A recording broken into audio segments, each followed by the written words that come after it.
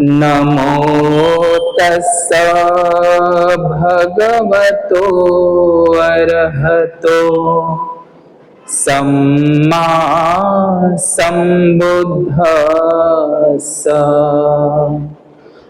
नमो तस्स भगवतो अरहतो सम्मा सम्बुद्धस्स। नमो तस्स भगवतो अरहतो सम्मा सम्बुद्धस्स। सकत्वा बुद्धरत्नं औषधं उत्तमं वरं। सकत्वा धम्मरत्नं औषधं उत्तमं वरं। सकत्वा संघरत्नं औषधं उत्तमं वरं। बुद्ध, धम्म आणि संघ हे तीन असे रत्न या जगातील हे उत्तम प्रकारचे औषध आहे। विश्व शांतीदूत, विश्ववंदनीय, द लाईट ऑफ वर्ल्ड या जगाचा प्रकाश, विश्वदीप, महान कारुणिक, अरहत सम्यक संबुद्ध, देवानं पियदस्सी, धम्मदायाद, महान सम्राट अशोक, बोधिसत्व, विश्वरत्न, the symbol of knowledge, the greatest Indian, the father of nation या भारताचे संवैधानिक राष्ट्रपिता, जग बदलणारा बाप माणूस डॉक्टर बाबासाहेब आंबेडकर या तीनही महामानवांना तिवार अभिवादन, पंचांग प्रणाम करून उपस्थित सर्व श्रद्धाशील संपन्न उपासक उपासिका यांच्या प्रती मंगलाची कामना करतो। त्याचप्रमाणे नोबेल ट्रूथ या यूट्यूब चॅनलचे सर्व दर्शक, उपासक उपासिका यांच्या प्रती सुद्धा मंगलाची कामना करत असतो। आज दिन विशेष म्हणून या सद्धम्माचा जो इतिहास आहे, मी खास करून पुरातात्विक, भौगोलिक, सांस्कृतिक, ऐतिहासिक आणि सामाजिक बौद्ध धम्माचा इतिहास सांगण्याचा प्रयत्न करत असतो। डॉक्टर बाबासाहेब आंबेडकर एके ठिकाणी असं म्हणतात की एखाद्या देशाला जर गुलाम करावयाचे असेल तर सर्वप्रथम त्यांची संस्कृती हिसकावून घ्या, म्हणजे तो देश किंवा तो समाज आपोआपच गुलाम होत असतो। आणि या प्राचीन जम्बूद्वीप भारताची जी ओळख आहे, हा भारत म्हणजे भारत विश्वगुरु नाही, भारत विश्वगुरु नाही तर बुद्ध विश्वगुरु होते या जगामध्ये। आणि या प्राचीन जम्बूद्वीप भारताची ओळख ही या जगमान्य, विश्वमान्य अशी संस्कृती म्हणजे धम्म संस्कृती, बौद्ध संस्कृती, बौद्ध सभ्यता या प्राचीन जम्बूद्वीप भारताला लागलेली आहे। आज विशेष धम्मदेसना म्हणून जम्मू, जम्बू आणि जम्बूद्वीप, तर या प्राचीन भारताचं जे नाव आहे हे जम्बूद्वीप होतं। या जम्बूद्वीपाचा सांस्कृतिक इतिहास, आपण पुरातात्विक इतिहास आणि हे जम्बूद्वीप काय आहे या संदर्भातला हा इतिहास आपण समजून घेण्याचा प्रयत्न करणार आहोत। आपण नेहमी दैनंदिन सामुदायिक बुद्ध वंदनेमध्ये आपण म्हणत असतो, बुद्ध धम्मच्च संघ सुगत तनुभवा धातवो धातु गब्बे। धातुवो धातु गब्बे नाही आहे, ते धातवो धातु गब्बे। बुद्ध धम्मच्च संघ सुगत तनुभवा धातवो धातु गब्बे लंकाय जम्बूद्वीपे तिदस पुरवरे नागलोकेच थुपे। थुपे म्हणजे स्तूप।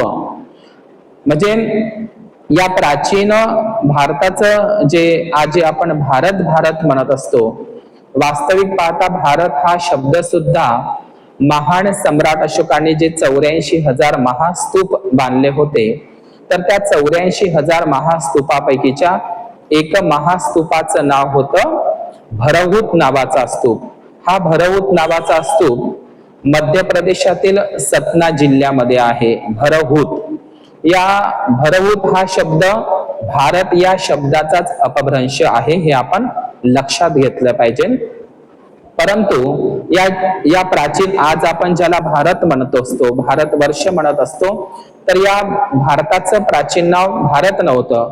बुद्धाच्या वेळी जे 16 महाजन पद होते आणि या प्राचीन जे भारत म्हणत असतो, तर याचं जुनं नाव हे जम्बूद्वीप होतं. आणि आजचा जम्बूद्वीप म्हणजे हा विस्तृत प्रमाणामध्ये होता, ज्याला असं जे किंवा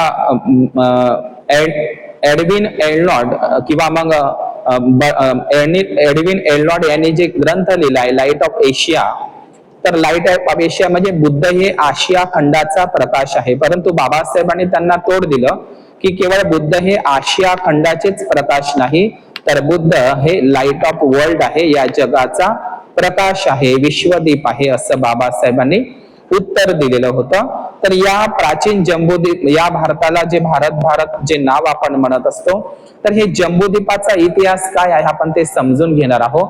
तर हा जम्बूद्वीप हा विस्तृत असा भूखंड म्हणजे आजचं Pakistan, Afghanistan, Tajikistan, Balochistan, Kazakhstan, Iran, Iraq, मिस्र, मेसोपोटेमिया, बॅक्ट्रिया, या म्हणजे आजचा संपूर्ण जो गांधार प्रदेश, बुद्धाच्या काळामध्ये या सर्व प्रांताला गांधार प्रदेश म्हणायचे. आणि बुद्धांच्या कालखंडामध्ये हे आता जे मी नावं घेतली आहे, Pakistan, Afghanistan, Tajikistan, Kazakhstan, Uzbekistan, Iran, Iraq, Mesopotamia, मिस्र, बॅक्ट्रिया पर्यंत, स्वात घाटीपर्यंत हे संपूर्ण भूभाग हा जम्बूद्वीपाचाच एक भाग होता.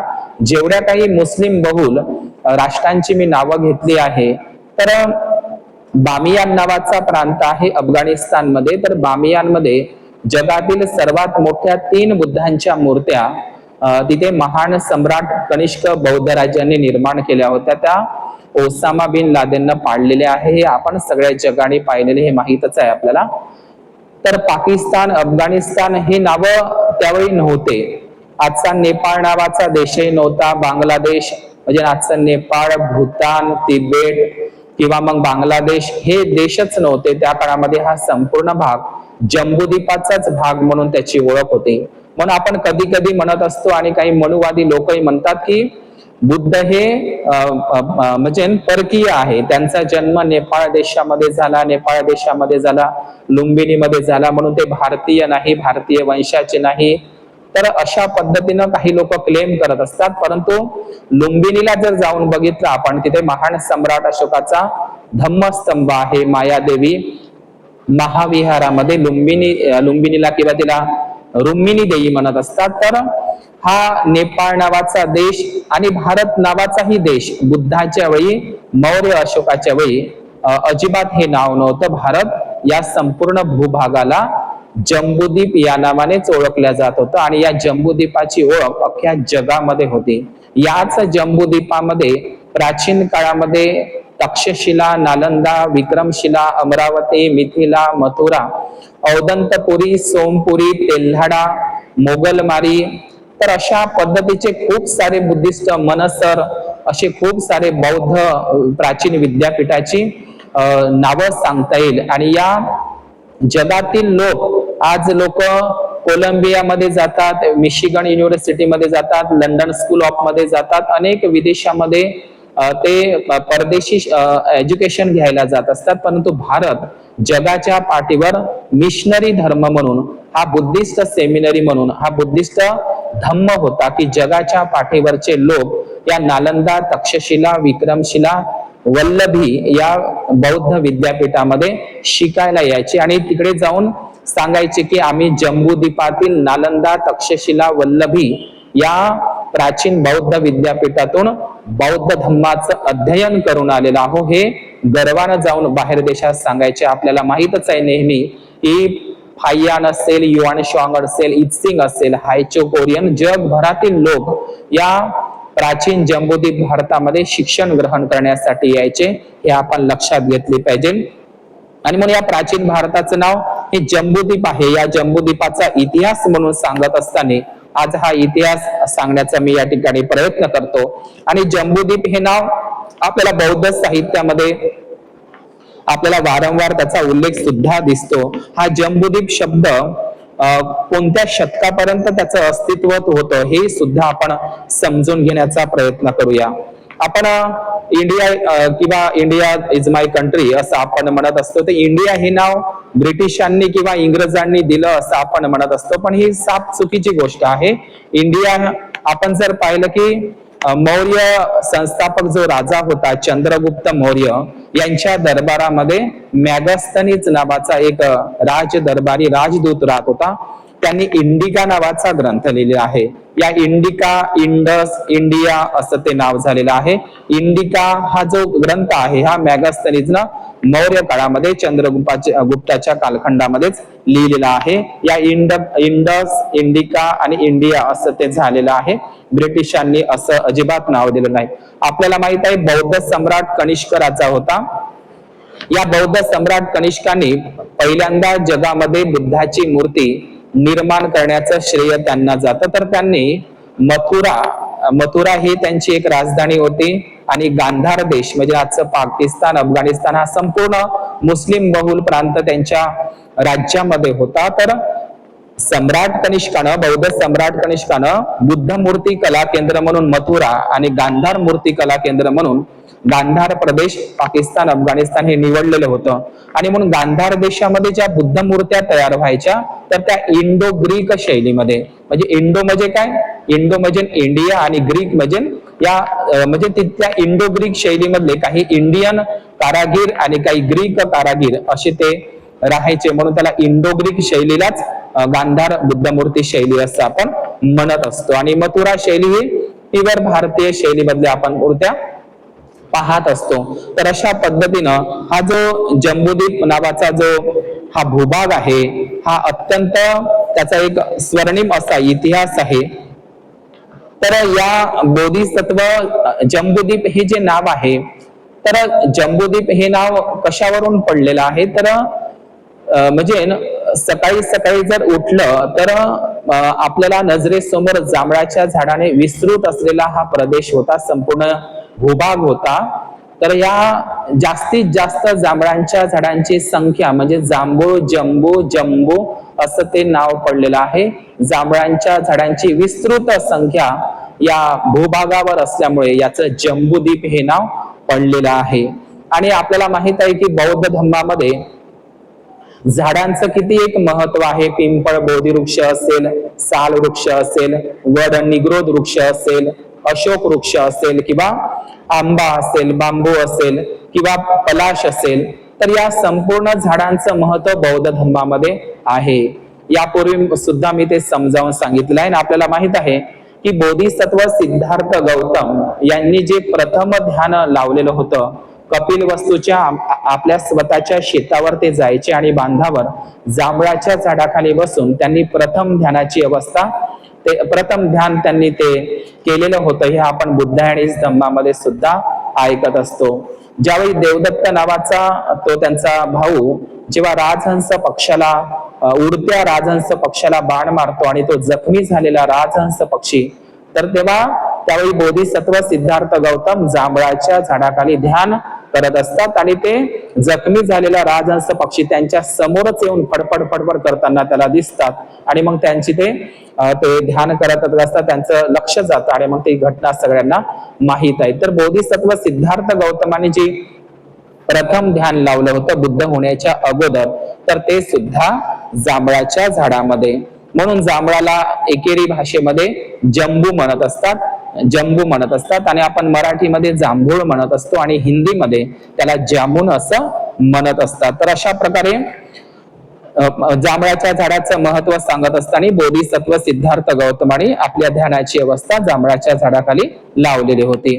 आपण जर बौद्ध साहित्यामध्ये त्रिपिटकामध्ये जर बघितलं, थेरी गाथा हा भिक्खुनींचा, जगातील महिलांचा, भिक्खुनींचा म्हणजे जगातील स्त्रियांचा, महिलांचा जर आद्य ग्रंथ जर कोणता असेल त्रिपिटकाचा भाग म्हणजे तो थेरी गाथा. हा थेरी गाथा सर्व उपासक उपासिकांनी, भिक्खुनींनी वाचलाच पाहिजे. थेरी म्हणजे थिअरी जे शब्द इंग्रजीत तयार झाला हा थेरीवरूनच झालेला आहे. तर या थेरी गाथामध्ये आपण जर वर्णन केलं तर आपण कुंडलकेशाची कहाणी ऐकली असेल, सत्तुक आणि कुंडलकेशा.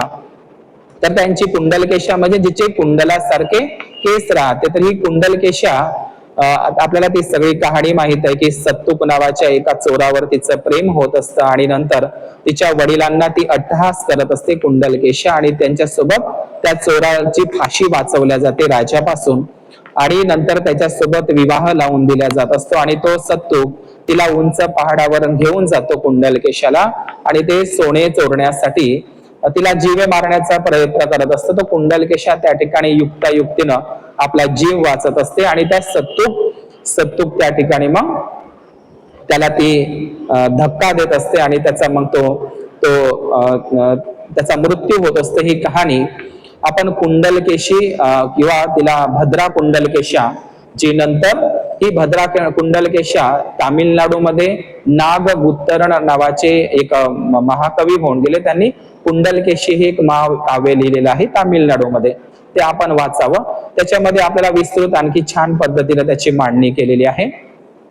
तर ही कुंडलकेशी, तिला पश्चाताप होतो त्या चोरासोबत लग्न लागल्यामुळे, आणि तिचाच अट्टहास असतो, आणि मग ती पश्चातापापोटी मग ही कुंडलकेशा नंतर जैन श्राविका बनत असते, म्हणजे जैन साध्वी बनत असते, म्हणजे जैन धर्मामध्ये ती साधिका बनत असते, हे लक्षात घ्या. तर ती जैन धर्मामध्ये जशी जैन धर्माची दीक्षा घेते ती श्राविका बनते, साधिका बनते, जैन धर्माची ती त्या पंथाचा स्वीकार करत असते. तर या कुंडलकेशाचं नाव जंबू पडत असतं, आणि ही जंबू तिचं नाव पडत असतं. आणि मग ही जंबू काय करत असते की ही जंबू आपल्या हातामध्ये जांभळाच्या झाडाची एक फांदी घेत असते, आणि प्रत्येक गावात नगरात जात असते, आणि प्रत्येक चौकामध्ये महामार्गावरती पोहोचत असते, आणि लोकांना असा आदेश देते की कोण माझ्यासोबत वादविवाद करण्यास तयार आहे, मी त्यांना हरवून सोडेल, असं ती प्रत्येक गावानगरामध्ये जात असते. आणि एकदा ती श्रावस्तीला मला वाटते ते राजगृह मध्ये ती फांदी ती झाडा म्हणजे त्या महामार्गाच्या मधोमध गावातल्या चौकामध्ये ती गाडत असते जांभळाची फांदी, आणि तेवढ्यात सारीपुत्त त्या ठिकाणी चारिका करिता प्रवेश करत असतात, आणि ते त्यांना विचारतात की ही जांभळाची फांदी या चौकामध्ये, गावाच्या चौकामध्ये बिचोबूच याला उभी टोचलेली आहे, तर हे काय कारण आहे. तर लोक सांगतात की जो कोणी ही जांभळाच्या झाडाची फांदी उपडेल तर तिच्यासोबत जंबू नावाची श्राविका, जैन श्राविका, ती डिबेट करते त्याला, आणि ती वादविवादात प्रत्येकाला हरवीत असते. असं तिला एक प्रकारे अहंकार सुद्धा होता त्या जंबू नावाच्या. मग तिचं जंबू नाव कशावरून पडलेलं होतं, कारण ती नेहमी जांभळाच्या झाडाची फांदी घेऊन फिरत असायची, सदैव तिच्या हातामध्ये जांभळाच्या झाडाची फांदी असायची. तर ते चॅलेंज स्वतः सारीपुत्त, संघ सेनापती सारीपुत्त स्वीकारतात, ती जांभळाची फांदी उपडतात आणि तिच्यासोबत डिबेट करतात. तर सारीपुत्त तिला पहिल्यांदाच विचारतो, माझ्या प्रश्नाचं उत्तर दे म्हणते जंबू. तर तिला म्हणते की जंबू, एक नामकिंग, 10 श्रामणेर प्रश्नामधला एक नामकिंग म्हणजे एक काय आहे. जंबू श्राविकाला त्याचं उत्तर येत नाही, आणि त्यावेळी जंबू हारते. एक नामकी म्हणजे सब्बे सत्ता आहार ठितिका, सर्व प्राणी मात्र आहारावर निर्भर आहे, आश्रित आहे, कबलिक आहारावर आश्रित आहे. बौद्ध धर्मामध्ये त्याला कबलिक आहार, तसे आहाराचे 4 प्रकार भगवंतांनी सांगितले. कबलिक आहार म्हणजे जे नेहमी अन्न सेवन करत असतो ते कबलिक आहार, मनसे चेतन आहार, विज्ञान आहार आणि स्पर्श आहार. तर एक काय आहे तर सब्बे सत्ता आहार ठितिका आहे, सर्व प्राणी मात्र एका आहारावर. ठीक आहे, एक नामकिंग हा उत्तर त्या जंबूला येत नाही, आणि त्यावेळी ही जंबू जैन धर्माचा त्याग करून, पंथाचा त्याग करून, त्या संप्रदायाचा त्याग करून बौद्ध भिक्खुनी बनत असते. तर अशी ती कहाणी, जंबूची कहाणी सुद्धा आपण ऐकत असतो. तर ही जंबूची कहाणी आपण थेरी गाथामध्ये किंवा भद्रा कुंडलकेशा, भद्रा म्हणजे सुंदर होत असते. तर ही संघ सेनापती ते अशा पद्धतीनं हे, आणि या जांभळाच्या झाडाचं म्हणजे हे जंबूद्वीप हे नाव कशावरून पडलं तर या भूभागावर जांभळांची विस्तृत झाडे असल्यामुळे. तर आणि बौद्ध साहित्यामध्ये, त्रिपिटकामध्ये जंबू खांदक नावाची एक जातक कथा सुद्धा आहे. जंबू खांदक नावाची जातक कथा, त्याच्यामध्ये एक कौवा आणि एक सियार आहे, तर लोक जे आपली झुटी खोटी खोटी तारीफ करत असतात, तोंड पूजा करत असतात, तोंडावर आपली चांगली स्तुती करत असतात, तोंडावर हाजी हाजी करत असतात आणि मागे दगलबाजी करत असतात, तर अशा तोंडपूजा करणाऱ्या, तोंडावर स्तुती करणाऱ्या, अशा गोड बोलणाऱ्या लोकांपासून सावध राहा आणि ते खोटी खोटी प्रशंसापासून बळी पडू नका. प्रशंसा जर कोणी जर केली तर भगवंताने हे सांगितलंय, कोणी जर आपली निंदा केली तर दुखी होऊ नका आणि कोणी प्रशंसा जर केली तर हुरळूनही जाऊ नका, कारण ते सर्व अनित्य आहे. म्हणून या जगामध्ये निंदा झाली नाही असा मनुष्य जगात शोधून सापडणार नाही. भगवान बुद्ध म्हणतात, एके ठिकाणी धम्मपदामध्ये भगवान बुद्ध म्हणतात, दुसऱ्यांचे दोष पाहू नये, दुसरा काय करतो किंवा काय करीत नाही याकडे लक्ष देऊ नये, स्वतः काय करावे व काय करू नये याकडेच लक्ष दिलं पाहिजे. जगात अशी एकही व्यक्ती शोधून सापडणार नाही ज्याची निंदा झालीच नाही. हे कुठस्थ लोकधम्मे, ही 8 प्रकारचे लोकधम्म, हार जीत सुख दुःख लाभ आणि निंदा प्रशंसा, हे 8 प्रकारचे लोकधम्म, हे लोक प्रकार, हे लोक स्वभाव या जगामध्ये अस्तित्वात आहे. तर या खोट्या खोट्या प्रशंसेला बळी पडू नका अशी कहाणी म्हणून जम्बू खंदक नावाचं जातक कथा आपण वाचली पाहिजे. विनय पिटकाचा जर अभ्यास केला तर विनय पिटकामध्ये भगवान बुद्धांना भैषज्य गुरु म्हणतात. भैषज्य गुरु म्हणजेच वैद्यनाथ. आज जे झारखंडला देवघरला जे देवघर नावाचे ठिकाण आहे ते झारखंडमध्ये, ते जसं मध्य प्रदेशमध्ये देवास नावाचं ठिकाण आहे. देवा, देवा कोणाला म्हटलंय? देवानाम पियदसी सम्राट अशोकाचं नाव आहे ते देवास, म्हणजे देवता लोकांचा वास, म्हणजे बौद्ध भिक्खू भिक्खुणी देवास हे सुद्धा प्राचीन बौद्ध स्थळ आहे. तर त्याच पद्धतीने हे देवास मध्य प्रदेशमध्ये येत असतं आणि त्याच प्रकारे देवघर नावाचं ठिकाण आहे झारखंडला, तर तिथं बैद्यनाथ मंदिर आहे. बुद्धाचंच नाव आहे बैद्यनाथ, लोकनाथ, सारनाथ, विश्वनाथ, जगन्नाथ. आजही तुम्हाला बुद्धांची मूर्ती बैद्यनाथ देवघरला सापडेल. बैद्यनाथ म्हणजे भैषज्यनाथ, औषधीचे जाणकार, मनाच्या रोगाचं निदानासोबतच शरीराच्या रोगाचं निदानही सुद्धा बुद्धाला माहित होतं, म्हणून बुद्धाला भैषज्यनाथ म्हणजेच ते बैद्यनाथ नाव होतं बुद्धाचं. तर अशा पद्धतीनं हे जे भगवान बुद्धांचे जे विनय पिटकाचा जर आपण अभ्यास केला तर विनय पिटकामध्ये औषधी म्हणजे भगवान बुद्धाला हे आज जे काही लोक नाडी तपासायला जात असतात, तर हे सगळं नाडी परीक्षणाचं हे सगळा अभ्यास बुद्धाकडे बौद्ध भिक्खूंकडे होता. जे पित्त कफ आणि वात हे जे 3 मिलिंद प्रश्नामध्ये सांगितलेल्या मनुष्याच्या आजाराला कारणीभूत असलेले हे, तर विनय पिटकामध्ये आपल्याला अनेक औषधींची ओळख सुद्धा होत असते. तर भगवान बुद्धांनी जे भिक्खूंना रात्रीच्या समयी काही जे ज्यूस म्हणत असतो आपण, रस घ्यायला सांगितलेला आहे, चिंचेचा रस वगैरे, तर त्याच्यामध्ये विनय पिटकामध्ये रात्रीच्या वेळेला एक पेय म्हणून, एक ज्यूस म्हणून भगवान बुद्धांनी जंबू रस म्हणजे जांभळाच्या फळांचा रस घ्यायला भिक्खूंना विनय पिटकामध्ये तशी अनुमती दिलेली आहे. आपण विनय पिटकामध्ये पाहू शकतो जांभळाच्या झाडाचा रस, झाडाचा म्हणजे फळांचा रस. जांभूळ हे एक औषधीयुक्त झाड आहे, पानं वगैरे सगळं ते औषधीच वगैरे आहे. तर अशा पद्धतीनं आपल्या या प्राचीन जम्बूद्वीप भारतामध्ये जम्मू काश्मीर नावाचं ठिकाण आहे. आपल्याला माहित असेल जम्मू काश्मीरची राजधानी श्रीनगर आहे. हे श्रीनगर शहर सम्राट अशोकांनी वसवलेलं आहे, त्याचा इतिहास आहे. श्रीनगर शहर हे बुद्धिस्ट शहर आहे. आपण बुद्ध वंदनेमध्ये म्हणत असतो सिरीपाद सरोवरू. हे सिरीपाद, सिरी म्हणजे सिरी हा पाली धम्मलिपीतला शब्द आहे आणि श्री हा संस्कृत शब्द आहे. तर सिरी, सिरी म्हणजे सिरीनगर, ते सिरीनगर होतं, सिरी बुद्धनगर होतं, सिरीनगर होतं, नंतर ते श्रीनगर म्हणून झालेलं आहे. तर या सिरीनगरची जी राजधानी आहे जम्मू काश्मीरची, याची स्थापना सुद्धा सिरीनगर या नगराची स्थापना स्वतः सम्राट अशोकांनी केलेली आहे. हा इतिहास आहे.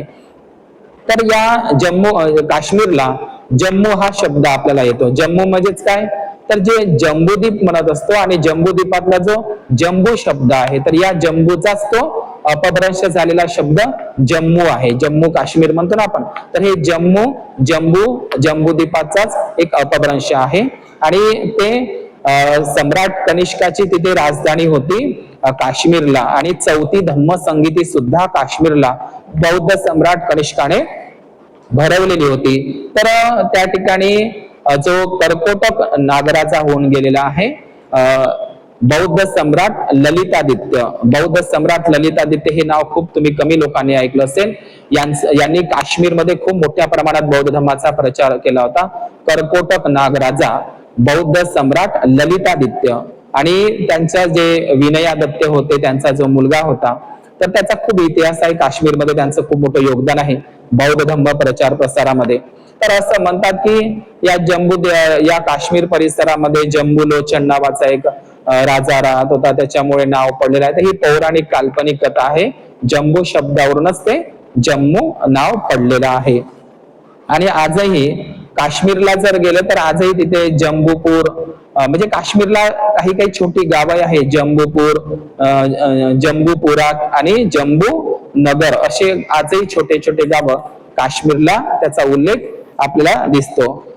आणि म्हणून या जम्बूद्वीप शब्दाचा उल्लेख सर्वप्रथम कुठे आहे हे आपण लक्षात घेऊया की सम्राट अशोकांनी 84,000 महास्तूप आणि 84,000 महाविहार या जम्बूद्वीपामध्ये उभारली होती. तर 84,000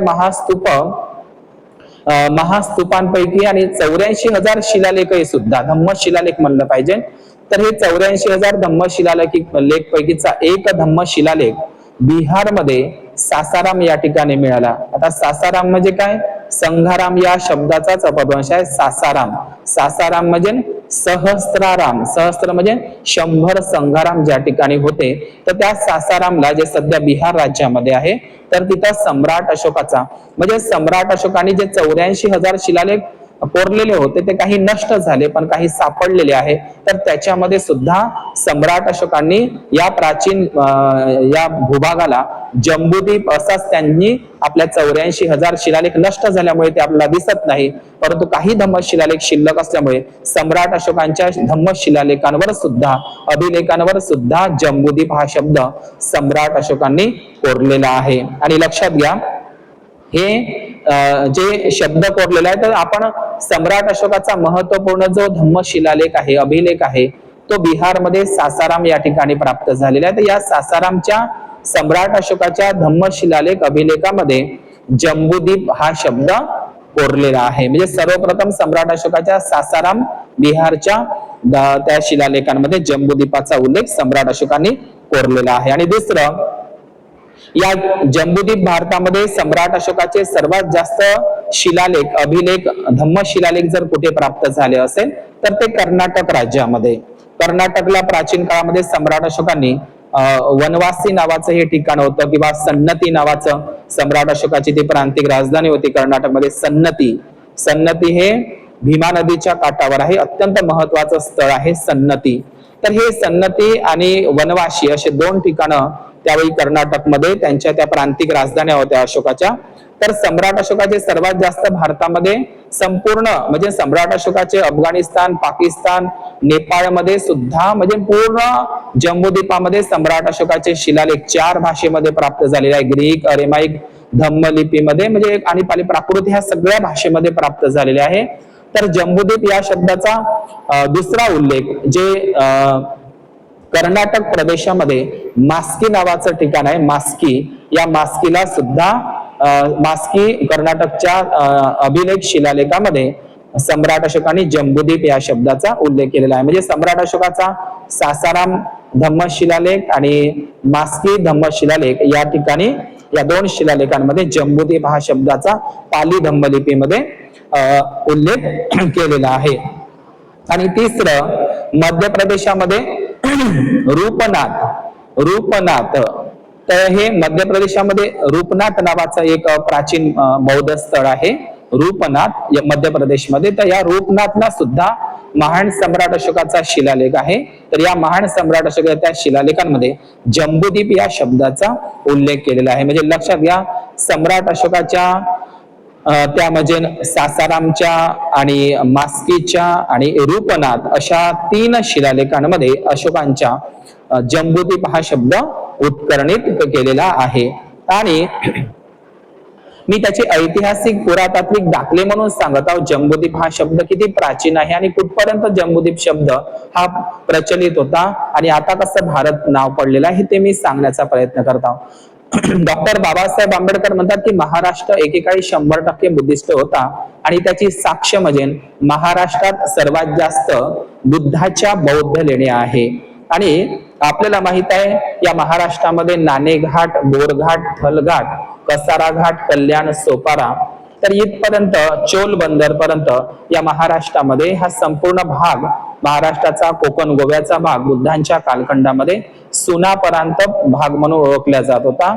आणि लोणावळा हे नाणेघाट, बोरघाट आणि थलघाट हे प्राचीन व्यापारी मार्ग होते आणि या व्यापारी मार्गावरच सर्व सातवाहन नागराजांनी, वाकाटक नागराजांनी, शिलाहार नागराजांनी बौद्ध लेण्यांचं खोदकाम केलं होतं. जे व्यापारी लोक त्या ठिकाणी विश्रांती करायचे, थांबायचे आणि व्यापारी लोक दान करायचे आणि लेण्यांसाठी ते योगदान करायचे. तर या मळवली परिसरामध्ये जे लोणावळा परिसर आहे, लोणावळा, आता लोणावळा हे नाव कशावरून पडलेलं आहे? लोणावळा म्हणजे लेण्यांचं जिथं जास्त वलय आहे. संपूर्ण सह्याद्री पर्वत लोणावळा परिसरामध्ये कार्ला, भाजे, बेडसे, कुडा, कोंडाणे, संपूर्ण ठाणाळे पासून तर खूप साऱ्या बौद्ध लेण्या आहे. शिवनेरी, जुन्नरला सर्वात जास्त बौद्ध लेण्या आहे, परंतु दुसरा क्रमांक लागतो बौद्ध लेण्यांमध्ये लोणावळा परिसरामध्ये. संपूर्ण कोकण प्रदेश, संपूर्ण सह्याद्री पर्वत लेण्यांचं खोदकाम केलेलं आहे, म्हणून लोणावळा हे नावच पडलेलं आहे. लोणावळा, लोणावळा म्हणजे जिथं लेण्यांचं जास्त वलय आहे, लेण्यांच्या वलयांवरूनच जिथं अधिकाधिक जास्तीत जास्त लेण्यांचं वलय आहे म्हणून त्यांना लेण्या वलया, लेण्या वळा, लोणावळा असं ते नाव प्राप्त झालेलं आहे. तर या लोणावळा परिसरामध्ये लोहगड किल्ल्यावर सुद्धा बुद्ध लेणी आहे. तर या कार्ला बुद्ध लेणी, वास्तविक पाहता त्याचं जुनं नाव आहे वलुरक बुद्ध लेणी. आजही त्या गावाला कार्ला बुद्ध लेणीच्या पायथ्याशी जे गाव आहे त्याला वेहेरगाव म्हणतात. वास्तविक पाहता ते वेहेरगाव नसून ते विहार गाव आहे कार्ला. आणि कार्ल्याचं जे आहे त्या लेणीला वलुरक लेणी म्हणायचे.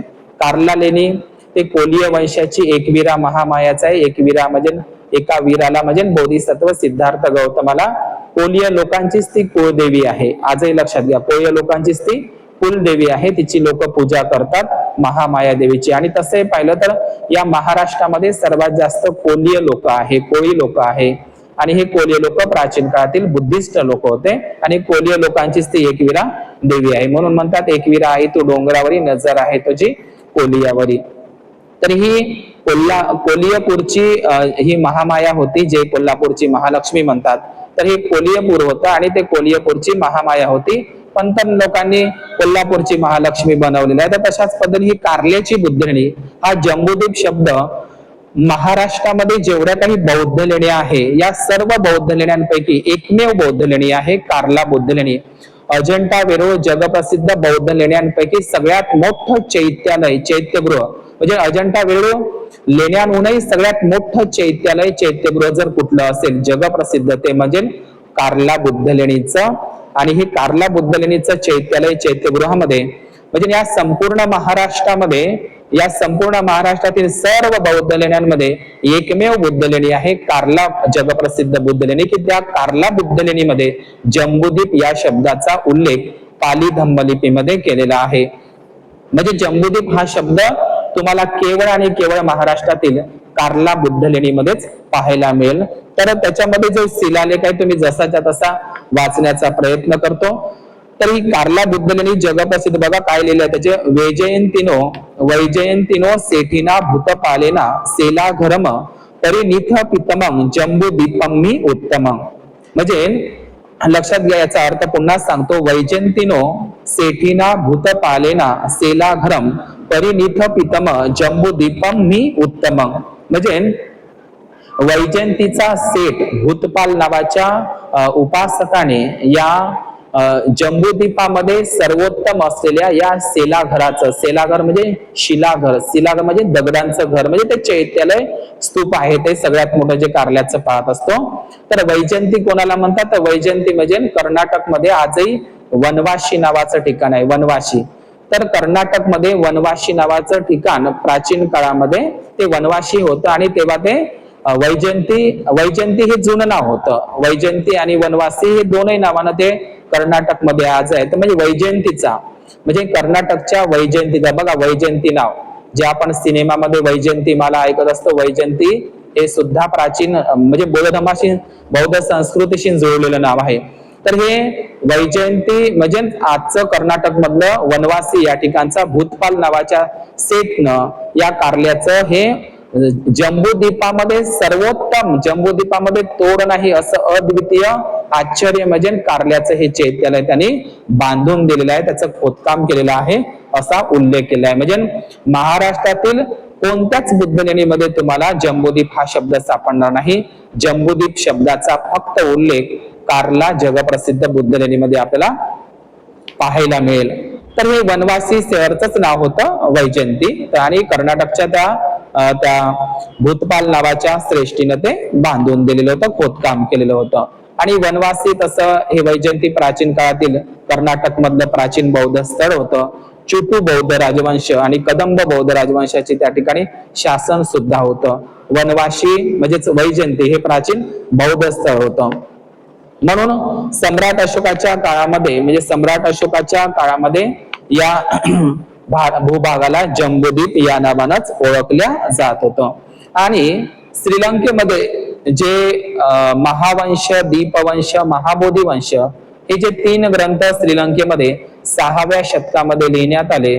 बौद्ध भिक्खू महानाम, श्रीलंकेचे बौद्ध भिक्खू महानाम यांनी 6व्या शतकामध्ये हे 3 ग्रंथ महावंश, दीपवंश लिहिलेले आहे. तर त्या ग्रंथामध्ये असा उल्लेख केलेला आहे की तिसरी धम्मसंगीती अशोकाराम पाटलीपुत्र पटण्यावरून झाल्याच्या नंतर महामहिंद्र आणि संघमित्रा हे जेव्हा 12 वर्ष चिवर घेतल्याच्या नंतर भारत भ्रमण करत असतात आणि 12 वर्षाच्या नंतर ते श्रीलंकेला जात असतात. महामहिंद्र आणि संघमित्रा चिवर घेतल्याच्या नंतर तर महामहिंद्र आणि संघमित्रा जेव्हा श्रीलंकेला पाय ठेवत असते, श्रीलंका देशामध्ये श्रीलंकेची जुनी राजधानी अनुराधपूर होती. अनुराधा नाही, अनुराधपूर आहे ते. तर हे अनुराध, सुराध हे सगळे बौद्ध भिक्खूंचे नाव आहे. आपण थेरगाथामध्ये जर पाहिलं तर हे जेव्हा ते श्रीलंकेची प्राचीन राजधानी अनुराधपूरला जातात आणि श्रीलंकेमध्ये पहिल्यांदा प्रवेश करत असतात, तर तिथला जो राजा असतो श्रीलंकेचा त्यावेळेचा देवानामपिय तिस्स आणि त्यांचा एक भाऊ असतो देवानामपिय तिस्स हा धम्मराजा जो 40 वर्ष धम्माचं शासन चालवतो श्रीलंकेमध्ये. तर त्यांचा एक भाऊ असतो, लहान भाऊ. त्या लहान भावाचं नाव असतं महानाग आणि या महानागांचीच त्यांच्या लहान भावाचीच ती भाभी म्हणजे वहिनी म्हणजेच अनुला देवी ही पहिली भिक्खुणी आहे श्रीलंकेमधली, अनुला महाराणी देवी. तर ही अनुला देवी आणि महानाग आणि देवानामपिय तिस्स जेव्हा महामहिंद्र आणि संघमित्रा श्रीलंकेला आगमन करतात तर त्यावेळी ते आम्ही जम्बूद्वीपातून आलो असं राजाला सांगत असतात, अनुला देवीला सांगत असतात. आम्ही जम्बूद्वीपातून आलेलो आहो, भारतातून आलेलो नाही असं ते सांगत नाही. आम्ही जम्बूद्वीपातून आलो अशी जम्बूद्वीपाची ओळख करून देत असतात. हे महावंश दीपवंश ग्रंथामध्ये उल्लेख आलेला आहे. आणि लक्षात घ्या, जसा स्वर्णिम भारत होता आपल्याला माहित आहे, सुदत्त अनाथ पिंडक बुद्धाला सोन्याच्या मोहरा हातरून जेतवन दान करत असतो आणि सुदत्त अनाथ पिंडकाचा एकुलता एक मुलगा जेतवनामध्ये श्रावस्तीला बुद्धाचं प्रवचन धम्मदेशना ऐकायला जात नाही, तर सुदत्त अनाथ पिंडक आपल्या मुलाला सोन्याच्या मोहराचं लालूच दाखवून त्याला बुद्ध धम्माकडे घेत असते. म्हणजे आपण लक्षात घ्या, बुद्धाच्या काळामध्ये जशा आता चलनी कागदी नोटा आहे, पण बुद्धाच्या काळामध्ये, अशोकाच्या काळामध्ये सोन्याच्या मुद्रा लोक आज जसे कागदी नोटा वापरतात चलन म्हणून, तर तेव्हा सोन्याच्या मुद्रा म्हणजे किती सोनं या भारतामध्ये होतं हे आपल्याला बुद्ध काळामध्ये. तर हा स्वर्णिम भारत आणि स्वर्णभूमी ब्रह्मदेश आणि सोन्याची लंका सम्राट अशोकाची लंका होय. सोन्याचा भारत आणि सोन्याचा लंका म्हणजे सोन्याची लंका म्हणजे बुद्ध धम्ममय लंका, रावणाची लंका नाही, रावणाचा अतापताय नाही. सोन्याचा भारत आणि सोन्याची लंका जर कोणी निर्माण केली असेल तर ते संघमित्रा आणि महामहिंद्राने. तर अशा पद्धतीने महामहिंद्र आणि संघमित्रा आम्ही जम्बूद्वीपातून आलो अशी ओळख ते तिथल्या श्रीलंकेच्या राजाला करून देत असतात. आणि ज्यावेळी सम्राट म्हणजे नंतर मग फाहियान, युआनशांग, इत्सिंग हे चीनी बौद्ध भिक्खू भारतात आले आणि त्यानंतर मॅगस्थनीज असेल, अल्बरोनी असेल किंवा बर्नियर असेल, याने सुद्धा आम्ही जम्बूद्वीपातूनच विद्या अध्ययन करून आलो, आम्ही जम्बूद्वीपातच भ्रमंती करायसाठी गेलो होतो असं सुद्धा त्यांनी प्रवास वर्णनामध्ये उल्लेख केलेला आहे. तर या प्राचीन भूभागाचा या भारताची जी ओळख होती ती जम्बूद्वीप या नावानंच झालेली होती. आणि मूळ लक्षात घ्या, हा जम्बूद्वीप शब्द किती काळपर्यंत तरी टिकून होता. 13व्या शतकामध्ये वारकरी संप्रदायाचे, वारकरी पंथांचे संत नामदेव महाराज होऊन गेले. हे संत नामदेव महाराज असो, संत निवृत्तीनाथ असो, ज्ञानेश्वर असो, मुक्ताई असो, सोपान असो, किंवा मग संत तुकाराम महाराज असो, संत चोखामेळा, सोयराबाई, कर्ममेळा, बंका, निर्मळा किंवा जनाबाई, सर्व जे आज वारकरी संत म्हणतो, पण हे वारकरी मुळातच नव्हते, हे नाथपंथी होते. नाथपंथी, आणि हे वारकरी पंथ नंतर नामदेवांनी निर्माण केलेला होता. हे नाथपंथी म्हणजे प्राचीन काळातले 84 सिद्धनाथपंथी, आदिनाथपंथी, महानुभावपंथी हे प्राचीन काळातले नाथपंथी. नवनाथपंथी हे बुद्धिस्ट होते. महायान, वज्रयान उत्तरवर्ती बुद्धिझमची ती शाखा होती. आणि मग हे नाथपंथीच म्हणजे निवृत्तीनाथ, नाथ शब्द आहे म्हणजे निवृत्तीनाथ, तर हा सालबर्डीला सुद्धा तो काही दिवस राहिला. सालबर्डी बुद्धलेणी जे वर्धा जिल्ह्यात आहे, आणि नागद्वार पचमढीला सुद्धा राहिला, आणि सारनाथला सुद्धा त्यांनी भारत भ्रमण केलं होतं निवृत्तीनाथांनी. या निवृत्तीनाथांनीच ज्ञानोबाला आणि मुक्ताईला बौद्ध धम्माची दीक्षा दिली होती. मुक्ता हे बुद्धिस्ट नाव आहे. थेरी गाथामध्ये मुक्ता नावाची बुद्धाची भिक्खुणी सुद्धा होती, त्याच्यावरूनच ते नाव पडलेलं आहे. नाथपंथी हे बुद्धिस्ट होते, हे आपण लक्षात घेतलं पाहिजे. तर या संत नामदेवांच्या म्हणजे जम्बूद्वीप हा शब्द किती काळपर्यंत तरी टिकून होता, तर आपण महाराष्ट्र शासनाने प्रकाशित केलेला सकल संत गाथा, महाराष्ट्र शासनाने प्रकाशित केलेल्या सकल संत गाथामध्ये संत नामदेवांच्या गाथांमध्ये आपण जम्बूद्वीप म्हणजे हिंदू नावाचा शब्द, म्हणजे लक्षात घ्या, तुम्हाला सांगतो, जे महाराष्ट्रातले जेवढे काही वारकरी पंथातले जे काही संत झाले, ज्यांनी मराठी साहित्य आणि मराठी अभंग रचना गाथा लिहिल्या, म्हणजे जेवढे काही संतांचे, महाराष्ट्रातले जेवढे काही संतांचे अभंग गाथा आहे, तर या कोणत्याही संतांच्या अभंग गाथेमध्ये हिंदू हा शब्द तुम्हाला सापडतच नाही. तुम्ही कोणत्याही ज्ञानेश्वरी वाचा, भावार्थ दीपिका वाचा, कोणतंही मराठी साहित्य, संत साहित्य वाचा, संतांच्या अभंग गाथा वाचा, हिंदू नावाचा शब्द तुम्हाला संतांच्या अभंग गाथामध्ये दिसतच नाही, हे आपण लक्षात घेतलं पाहिजे. तर संत नामदेव हे 13व्या शतकामध्ये झालेले आहे. तर सकल संत गाथांमध्ये संत नामदेवांच्या अभंग गाथेमध्ये सुद्धा जम्बूद्वीप हा शब्द त्यांनी त्यांच्या अभंग गाथेमध्ये वर्णित केलेला आहे. बघा काय आहे तो जम्बूद्वीप, म्हणजे संत नामदेवांच्या नी सुद्धा अभंग गाथेमध्ये जम्बूद्वीप या शब्दाचा उल्लेख केलेला आहे, न की भारत. तर बघा काय म्हणतात संत नामदेव महाराज, जम्बू या दीपा माझी एक पंढरपूर गाव, धम्माचे नगर विठो पाटील त्याचे नाव. पाटील ही पदवी इंग्रजांनी दिलेली नाही, पाटील पदवी विठो पाटील. पाटील म्हणजे हे बुद्धालाच विशेषण वापरलेलं आहे संत नामदेवानी. बघा ते गाथा कशी आहे, जम्बू दीपा माझी एक पंढरपूर गाव. जम्बूद्वीप म्हटलेला आहे संत नामदेवानी. जम्बूद्वीपामध्ये एक पंढरपूर गाव, धम्माचे नगर म्हणजेच बुद्ध धम्माचे नगर, विठो पाटील त्याचं नाव. विठो पाटील हे विशेषण बुद्धासाठी प्रयोजन केलेलं आहे संत नामदेवानी. तर संत नामदेवांनी सुद्धा, संत नामदेव असेल तर त्यांच्या अभंगामध्ये सुद्धा जम्बूद्वीप असाच त्यांनी भारताचा उल्लेख केलेला आहे. तर मी तुम्हाला सम्राट अशोकांच्या शिलालेखांमध्ये सुद्धा त्यांनी शिलालेखांमध्ये रूपनाथचा शिलालेख असेल, मास्कीचा असेल, किंवा मग सासारामचा शिलालेख असेल, या 3 शिलालेखांमध्ये काही नष्ट झाले म्हणून त्याच्यावरही ते असतील, परंतु या 3 शिलालेखांमध्ये जम्बूद्वीप हा शब्द उल्लेखित केलेला आहे. आणि महाराष्ट्रातल्या सर्व बौद्ध लेण्यांपैकी कार्ला बुद्ध लेणीमध्येच एकमेव जम्बूद्वीप या शब्दाचा उल्लेख केलेला आहे. आणि ह्या कार्ला बुद्ध लेण्या सातवाहन वाकाटक नागराजांच्या शतकामध्ये निर्माण झालेला, म्हणजे सातवाहन नागराजांनी हा जम्बूद्वीप शब्द या भारतासाठी वापरलेला आहे. आणि या महाराष्ट्रामध्ये मौर्य असेल, सातवाहन असेल, वाकाटक असेल, महाक्षत्रप असेल, त्रैकुटक असेल, भोज असेल, राष्ट्रकूट असेल, चालुक्य असेल, शिलाहार असेल, क्षहरत असेल, कदंब असेल, आभीर, यादव आणि भोसले, म्हणजे शिवाजी महाराजांच्या कालखंडापर्यंत, म्हणजे संत तुकारामांच्या कालखंडापर्यंत, म्हणजे हा जम्बूद्वीपच या नावानं हा भारत ओळखला जात होता. तर हे जम्बूद्वीप शब्द हा ब्राह्मणिझम धर्मामध्ये ते त्यांच्या पद्धतीने त्यांची मांडणी करतात, आणि खास करून जैन धर्मामध्ये सुद्धा जम्बूद्वीपाचाच उल्लेख त्यांच्या जैन ग्रंथामध्ये आपल्याला आढळतो. आजही जम्बूद्वीप नावाचं तीर्थ जैनांचं खूप प्रसिद्ध आहे, जम्बूद्वीप तीर्थ. तर सम्राट अशोकाने जे काही 84,000 महाविहार महास्तूप बांधली होती, तर या 84,000 महाविहार महास्तूपांपैकी म्हणजे सम्राट अशोकांनी काही महानगरांची, धम्मनगरांची सुद्धा निर्मिती केली होती.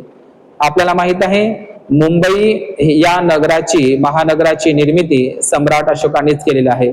सर्वात आधी सोपारा या ठिकाणी सम्राट अशोकाने जो स्तूप बांधला होता 84,000 स्तूपापैकी, सोपारा हे प्राचीन बौद्ध स्थळ होतं आणि कल्याण सुद्धा व्यापारी एक बौद्ध व्यापारी मार्ग होता, कल्याण आणि सोपारा.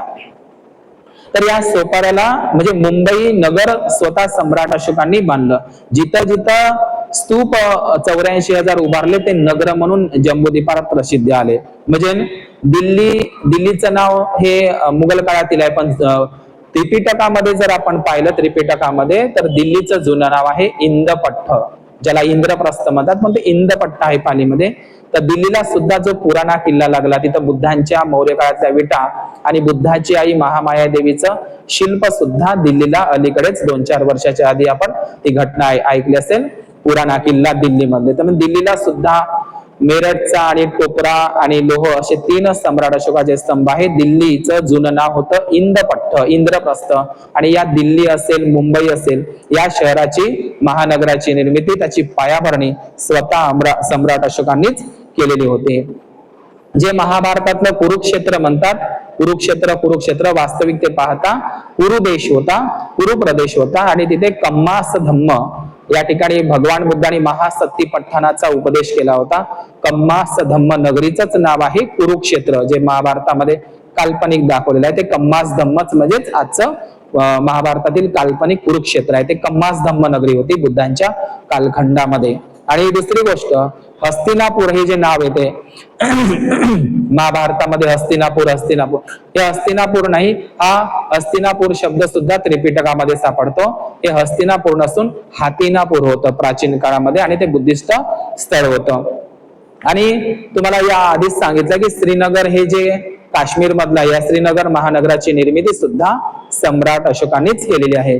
नेपाळमध्ये काठमांडूला लागून असलेलं देवपाटण नावाचं एक महानगर, जे जम्बूद्वीपाचाच भाग होता नेपाळ, तर ते नेपाळमध्ये देवपाटण नावाचं शहर आहे काठमांडूला.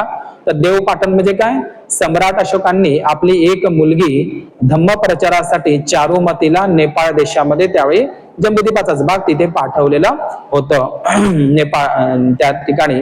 तर ते होती चारुमती आणि तिच्या पतीचं नाव होतं देवपाल नावाचा राजा. सम्राट अशोकाचा देवपाल, तो जावई म्हणजे देवपाल नावाचा राजा, आणि चारुमती, तर ते देवपाल वरूनच ते देवपाटण नावाचं शहर आजही तुम्हाला तिथे नेपाळ देशामध्ये काठमांडू जवळ दिसेल. तर चारुमतीचा तिथे बौद्ध स्तूप सुद्धा आहे. तर या देवपाटण नगराची निर्मिती सुद्धा त्यावेळेचा जम्बूद्वीप म्हणजे आता आजच्या नेपाळमध्ये सम्राट अशोकानेच देवपाटण, श्रीनगर या नगराची निर्मिती केली आहे. मुंबई असेल, दिल्ली असेल, पंढरपूर असेल, पैठण असेल, नाशिक असेल, हे सर्व शहर सम्राट अशोकांनी निर्माण केलेले. जिथं जिथं महास्तूप, महाविहार उभारला जायचं, तिथं तिथे महानगर, धम्मनगर निर्माण व्हायचे, लोकवस्त्या व्हायच्या, हे आपण लक्षात घेतलं पाहिजे. आणि आपल्याला माहित आहे सम्राट अशोकांचं ज्यांनी जे कलिंग म्हणजे काय, आजचं ओडिसा, आंध्र प्रदेश, तेलंगणाचा काही भाग आणि छत्तीसगडच्या महाकांतार प्रदेशापर्यंत हा कलिंगाचा एक भाग होता. आणि आंध्र प्रदेशामध्ये सर्वात जास्त दाट लोकसंख्या असलेलं नगर आणि सगळ्यात श्रीमंत नगर आणि सर्वात मोठं शहर आंध्र प्रदेशातलं आहे विशाखापट्टणम. आता हे विशाखापट्टणम काय आहे, तर आपल्याला माहित आहे भगवान बुद्धांची महाउपासिका मिगार माता विशाखा आहे. आणि विशाखा ही महाउपासिका होती बुद्धाची. आणि विशाखाचं किती मोठं बौद्ध धर्मामध्ये एक महत्व आहे. बौद्ध साहित्यामध्ये विशाख नावाचा उपासकाचाही उल्लेख येतो आपल्याला बुद्धांच्याच कालखंडामध्ये, आणि विशाख दत्त. परंतु ही महाउपासिका विशाखाचं मी सांगत आहो. तर हे विशाखापट्टणम नावाचं जे शहर आहे, तर विशाखापट्टणम हे आंध्र प्रदेशामध्ये येतं. आणि आंध्र प्रदेश हा जो भाग आहे, आजचा आंध्र प्रदेश, तेलंगणा, हा त्यावेळी सम्राट अशोकाच्या कलिंग प्रांताचाच तो भाग होता. आणि म्हणून सम्राट अशोकांनी त्यावेळीच्या कलिंगामध्ये म्हणजे आजचा आंध्र प्रदेशाचा जो परिसर, तेलंगणाचा परिसर, तर या ठिकाणामध्ये भगवान बुद्धांच्या महाउपासिकेंची म्हणजे विशाखाची ओळख म्हणून विशाखापट्टणम नावाचं एक नगर स्वतः सम्राट अशोकांनी निर्माण केलं होतं. आज जे विशाखापट्टणम सर्वात मोठं शहर आहे ते सम्राट अशोकांनी विशाखा नावाच्या महाउपासिकेवरूनच ते बनवलेलं आहे. तर अशा पद्धतीनं आपण 5व्या शताब्दीमध्ये फाहियान नावाचा चीनी बौद्ध भिक्खू आला. फाहियान त्यांनी साकेत अयोध्या नगरीचा उल्लेख त्यांच्या प्रवास वर्णनामध्ये विशाखा नगरी असा केलेला आहे. म्हणजे साकेत अयोध्याला विशाखा नगर किंवा विशाखाचा तिथे ती रहिवाशी होती. विशाखाचं सर्व बालपण तिथं गेलं, विशाखाशी संबंधित होतं साकेत आणि अयोध्या. म्हणून फाहियानने 5व्या शताब्दीमध्ये आलेल्या त्यांच्या प्रवास वर्णनामध्ये साकेत अयोध्याचा उल्लेख विशाखा नगरी किंवा विशाखा नगर केलं आणि त्याच पद्धतीनं हे विशाखापट्टणम इकडे आंध्र प्रदेशामध्ये दक्षिण भारतामध्ये ते होतं. आणि अशा पद्धतीनं हे आपल्याला माहित आहे की बावरी भिक्खू सुद्धा हा दक्षिण भारतामध्ये राहिलेला होता. बावरी कुठचा होता? बावरी होता साकेत अयोध्येचा. पारायण सुत्तामध्ये हा बावरी आणि त्याचे 16 शिष्य हे साकेत श्रावस्तीच्या परिसरातले होते. बावरी नावाचा अरब भिक्खू. तर हा गोदावरी नदीच्या तीरावर नाशिक असेल, तिकडे पैठण असेल, अमरावती असेल दक्षिण भारतातलं, आणि म्हणून विशाखापट्टणम हे शहर त्या कालखंडामध्ये सुद्धा प्रचलित होतं. आणि सम्राट अशोकाने ते विशाखापट्टणम नगराची ते नगर वसवलेलं होतं. आणि बावरी भिक्खूंचं सुद्धा ते क्षेत्र होतं विशाखापट्टणम परिसर, हे मला सांगायचं आहे. तर या जम्बूद्वीप भारतामध्ये जे काही सन्नती असेल, पंढरपूर असेल, जुनागड असेल, जे गिरनार आहे, विदिशा असेल किंवा भंडारा जिल्ह्यातील पवनी असेल किंवा हे सर्व शहर किंवा मुंबई असेल, आजचं दिल्ली इंद्रप्रस्थ असेल, हे सर्व शहर सम्राट अशोकानेच निर्माण केलेले आहे. 84,000 महास्तूप तर 84,000 महानगर तिथं तयार झाले होते. आणि ह्याच खऱ्या अर्थाने सम्राट अशोकाच्या स्मार्ट सिट्या होत्या. या मोदीच्या स्मार्ट सिट्या नाही, तर सम्राट अशोकाने 84,000 महाविहार महास्तूप ज्या ठिकाणी उभारले होते आणि तिथे स्मार्ट सिट्या एक प्रकारचे महानगर धम्मनगर तयार झाले होते आणि ते बुद्धिस्ट धम्मिष्ट होते. तर अशा पद्धतीनं विशाखापट्टणम हे नाव महाउपासिका विशाखावरूनच ते सम्राट अशोकाने ते नगराची निर्मिती केली. कारण विशाखापट्टणम आंध्र प्रदेश हा कलिंग देशाचाच एक भाग होता त्यावेळी. तर विशाखापट्टणमला जर गेलं तर तिथे तुम्हाला खूप सारे सम्राट अशोकाचे स्तूप विशाखापट्टणमला तुम्हाला दिसेल. बोझान कोंडा असेल. कोंडा हा तेलुगू शब्द आहे. कोंडा म्हणजे पहाडी होत असते आणि गुजरातीमध्ये डुंगर म्हणतात. केडिया डुंगर नावाच्या बुद्ध लेणी आहे. केडिया डुंगर गुजरातमध्ये. तर केडिया डुंगर म्हणजे काय? केडिया म्हणजे कडा डोंगर. केडिया डुंगर म्हणजे आपण मराठीमध्ये डोंगर म्हणतो, म्हणून ते केडिया डुंगर जे गुजरातमध्ये आहे. केडिया डुंगर हा गुजराती शब्द आहे. केडिया डुंगर म्हणजेच काय? कडा डोंगर. आणि आपल्या महाराष्ट्रामध्ये आपण कडा डोंगर म्हणत असतो, तर ते केडिया डोंगर. तशाच पद्धतीनं तेलुगू भाषेमध्ये जे पहाडी पर्वत असतात त्याला कोंडा म्हणतात. कोंडा म्हणजे पहाड किंवा पर्वत होत असते. आणि म्हणून कोंडा हे शब्द तुम्हाला खूप दिसते, जसं नागार्जुन कोंडा म्हणजे नागार्जुन नावाचा भिक्खू त्या कोंडा पहाडीवर राहायचा, म्हणून ते श्री पर्वत नागार्जुन कोंडा खूप मोठं स्थळ आहे आंध्र प्रदेशामध्ये. तर अशा पद्धतीनं विशाखापट्टणमला सम्राट अशोकांचे आणि सातवाहन काळातले खूप मोठे बौद्ध स्तूप तुम्हाला आणि बौद्ध लेण्या दिसेल. जसं विशाखापट्टणमचं बोझान कोंडा. बोझान म्हणजे काय? 7 बोध्यांग. पहा त्याच्या नावातच आहे. बोझान कोंडा येथे विशाखापट्टणमच्या बोझान कोंडा येथे खूप सुंदर बौद्ध लेण्या आणि महास्तूप आहे. बोझान कोंडा. बोझान म्हणजे काय? बोध्यांग. बोधी अंग 7 बोध्यांग म्हणजे ते बोध्यान कोंडा, बावी कोंडा, थोतला कोंडा, लिंगाला कोंडा आणि पावरुला कोंडा असे प्राचीन बौद्ध स्थळ विशाखापट्टणमला महास्तूप सम्राट अशोकाचे आहे. तर हे विशाखापट्टणम हे प्राचीन धम्मनगर होतं, महानगर होतं, हे आपण लक्षात घेतलं पाहिजे. आपल्या तामिळनाडूमध्ये सुद्धा जे चोल बौद्ध राजे आणि पल्लव बौद्ध राजे होऊन गेले, तर तामिळनाडू प्रदेशामध्ये सुद्धा नागपट्टणम नावाचं ठिकाण आहे. नागपट्टणम. तर नाग म्हणजे काय? नाग शब्दाचे म्हणजे तामिळनाडू मधलं चोल आणि मौर्य काळामधील सर्वात जास्त बौद्ध धर्माचं मोठं केंद्र होतं तामिळनाडू मधलं, ते होतं नागपट्टणम. त्या ठिकाणी 400 ते 500 बुद्ध मूर्त्या चोल बौद्ध राजांनी आणि पल्लव बौद्ध राजांनी निर्माण केलेल्या होत्या. पल्लव बौद्ध राजवंशाची ती राजधानी होती आणि ते एक व्यापारी बंदरगाव होतं नागपट्टणम. म्हणजे जसं विशाखापट्टणम आहे आंध्र प्रदेशामधलं, तसंच तामिळनाडू मधलं नागपट्टणम आणि कावेरी पट्टणम हे प्राचीन बौद्ध स्थळ होते, हे लक्षात घेतलं पाहिजे. तसेच या भारतामध्ये लक्षात घ्या, भगवान बुद्धांचा एक दंत धातू जगन्नाथपुरीला होता, तर त्याच पद्धतीने भगवान बुद्धांचा एक दंत धातू आंध्र प्रदेशामध्ये घंटाशाला नावाचं ठिकाण आहे. सम्राट अशोकांनी आणि सातवाहनांनी नंतर सम्राट अशोकांनी बांधलेल्या 84,000 महास्तूपापैकीचा एक महास्तूप घंटाशाला या आंध्र प्रदेशामध्ये, आणि सोबतच या आंध्र प्रदेशामध्ये भट्टीप्रोलू नावाचं ठिकाण आहे. मी स्वतः तिथे गेलो, भट्टीप्रोलू. तर भट्टीप्रोलू हे आंध्र प्रदेशामध्ये येत असते, विशाखापट्टणमच्या जवळच आहे. तर तिथे सुद्धा भगवान बुद्धांच्या दंतधातूवर एक स्तूप होता भट्टीप्रोलूला, आजही ते तिथे तुम्हाला पाहायला मिळेल, भट्टीप्रोलू नावाचं ठिकाण. तर अशा पद्धतीनं हे सर्व जे आपल्या पंजाब मधलं पठाणकोट असेल किंवा महाराष्ट्रामधलं पतिठाण, पालीमध्ये पतिठाण म्हणतात. पतिठाण हा शब्द सांचीच्या स्तूपावर दिसतो. म्हणजे सांचीच्या स्तूपांच्या महास्तूपाच्या बांधकामासाठी पतिठाण पैठणवरून सुद्धा दान गेलं होतं. त्याचा अभिलेख सांचीच्या स्तूपावर तुम्हाला दिसेल. त्याचं जुनं नाव होतं प्रतिष्ठान किंवा मग पैठण. आणि पंजाबमध्ये पठाणकोट. तर हे पठाण म्हणजे काय, पठाण पाली, तिक्क पठाण किंवा महासत्ती पठाण. महासत्ती पठाणचा उपदेश लक्षात घ्या. भगवान बुद्धांनी कम्मास धम्म नगरी, जे हरियाणा आणि आजचं हरियाणा आणि पंजाबचा भाग भगवान बुद्धांच्या कालखंडामध्ये तो कुरु प्रदेश होता. कुरु प्रदेश 16 महाजनपदापैकीचा एक प्रदेश म्हणजे कुरु प्रदेश होता. आणि या पंजाब हरियाणा प्रांतामधली जी खेमा नावाची महाराणी होती आणि रठ्ठपाल नावाचे भिक्खू सुद्धा ते कम्मास धम्म पंजाब हरियाणा प्रांतातलेच होते, कुरु प्रदेशामधलेच होते.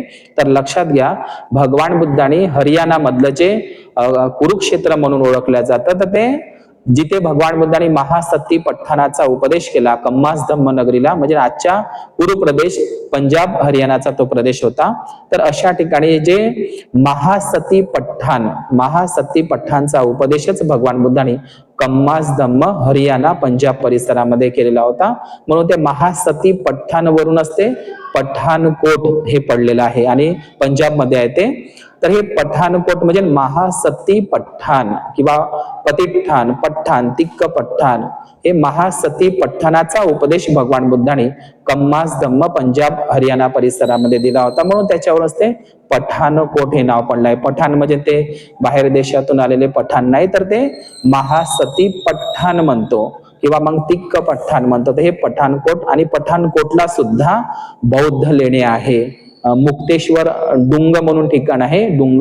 पठाणकोटला सुद्धा बौद्ध लेणे आहे पंजाबला. तर अशा पद्धतीनं हे पठाणकोट असेल, पतिठाण असेल किंवा पैठण असेल, हे प्राचीन बौद्ध स्थळ होते. तर अशा पद्धतीनं हे पठाणपाली, पठाणकोट हे शब्द आपल्याला बौद्ध धर्माशी दिसते. तर मी आज या ठिकाणी जम्बू आणि विशाखापट्टणम हे नाव कसं प्राप्त झालेलं आहे, जम्बू आणि जम्बूद्वीप आणि विशाखापट्टणम या प्राचीन बौद्ध नगराची, या विशाखापट्टणमच्या या नगराची ओळख आपल्याला करून देण्याचा प्रयत्न केला. या ठिकाणी थांबतो. हा भौगोलिक, सांस्कृतिक, पुरातात्विक, ऐतिहासिक हा किंवा भाषा विज्ञानाशी संबंधित असलेला हा जो बुद्ध धम्माचा विषय आहे, आपण सगळ्यांना शेअर करा. बुद्ध धम्माचा प्रचार आणि प्रसार करणे हेच म्हणजे डॉक्टर बाबासाहेब आंबेडकर म्हणतात, बुद्ध धम्माचा प्रचार आणि प्रसार करणे हीच खरी मानव सेवा आहे. तर हा प्रामाणिक उद्देश ठेवून हा व्हिडिओ बनवलेला आहे. जास्तीत जास्त लोकांना शेअर करा. अधिक टीव्ही पाहण्यापेक्षा, मालिका पाहण्यापेक्षा, सिनेमा पाहण्यापेक्षा, फालतूचे व्हिडिओ मोबाईलमध्ये पाहण्यापेक्षा आपण आपल्या परिवारातल्या लोकांना धम्मदेसना श्रवण करा, जेणेकरून आपले सकारात्मक विचार होईल, आपल्यामध्ये धम्मबल, श्रद्धाबल उत्पन्न होईल. आणि हे सकारात्मक बल, हे श्रद्धाबलच आपल्याला जीवन जगण्यासाठी प्रेरणास्त्रोत ठरत असते. म्हणून आपण खाली दिमाग सैतानाचं घर म्हणतात. म्हणून आपण टीव्हीवरच्या मालिका न पाहता आणि ते फालतू मोदी मीडिया पाहण्यापेक्षा, मोदीच्या त्या बातम्या पाहण्यापेक्षा आणि क्रिकेट पाहण्यापेक्षा, एकही क्रिकेटर जेव्हा नीट पेपर लिंक झाला तर एकही क्रिकेटर, तरुण क्रिकेटर कोणीही स्टुडंटच्या बाजूने नव्हता आणि ते सगळं क्रिकेट असेल हे एक बिझनेस झालेला आहे, सिनेमा एक बिझनेस झालेला आहे, ते सट्टा झालेला आहे. आणि ब्राह्मणवादी लोक, ब्राह्मण स्त्रिया कमी टीव्ही पाहतात, आपले लोक जास्त टीव्ही पाहतात. म्हणून आपण जास्तीत जास्त धम्मदेसना श्रवण करा आणि हा व्हिडिओ जास्तीत जास्त लोकांना पोहोचा, जेणेकरून बुद्ध धम्माचा प्रचार आणि प्रसार झाला पाहिजे. हीच खरी मानव सेवा आहे. दरेकाला धम्म सांगितला पाहिजे, धम्माचा प्रचार केला पाहिजे. धम्म प्रचार प्रसार करणेच हेच खरी मानव सेवा आहे.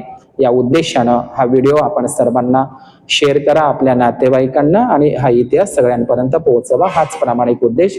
सर्वांच्या प्रती मंगलाची कामना करतो. भवतु सब्ब मंगल, भवतु सब्ब मंगल. इचितां पचितां तुयं किप्पमेव समिच्छन्तु सब्बे पुरेन्तु चित्त संकप्पा छन्दोपन्नो रसो यथा आयु आरोग्य संपत्ति सब संपत्ति मेवंच ततो निब्बाण संपत्ति इमिनाते समिच्छतु. साधु साधु साधु म्हणा.